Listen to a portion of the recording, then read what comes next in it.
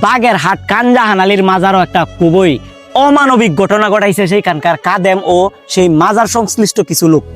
এই কানজাহান আলীর মাজারও কিন্তু একটা পুকুর আছে, পুকুরে দলা পাহাড় নামের একটা কুমির আছে।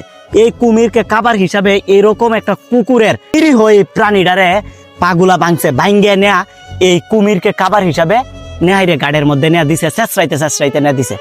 কুকুরটা উঠতে আইতে পারতেছে না, পাগুলা ভাঙ্গা, যার ফলে সে উঠতে আইতে পারতেছে না। মানুষগুলার দিকে তাকায় রয়েছে, শত শত মানুষ দেখতেছে পিছে। ওইখানকার কাদেম, ওই মাজার সংশ্লিষ্ট কিছু লোক, তারা নিজেরা দাঁড়ায় থাকি আইরা এই কুকুরটারে এভাবে দিছে, কুমিরের সামনে দিছে। কুকুরটা নিরীহভাবে তাকায় রয়েছে। দেখার পর আমরা ভিডিও দেখে চোখের পানি ধরে রাখতে পারছি না।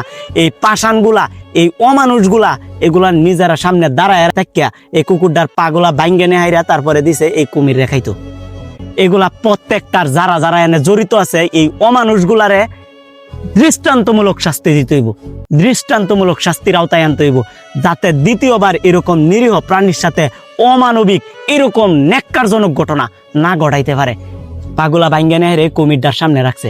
এই অমানুষগুলার বিবেকটা একটু নাড়া দিছে না, এরার মনটা একটু কাঁদছে না এই প্রাণীটার লাগিয়া। এটি প্রত্যেকটা অমানুষ, এখানে যারা যারা দাঁড়ায় আছিল এবং কি এখানকার খাদেম, এইগুলা প্রত্যেকটা মানুষ এটার সাথে একেবারে ওতপ্রোতভাবে যে কয়টা জড়িত আছে, এই খাদেম সহ এই মাজার সংশ্লিষ্ট যে কয়টা লোক আছে, প্রত্যেকটারে আইনের আওতায় আইনে দৃষ্টান্তমূলক শাস্তি দিতে হইব।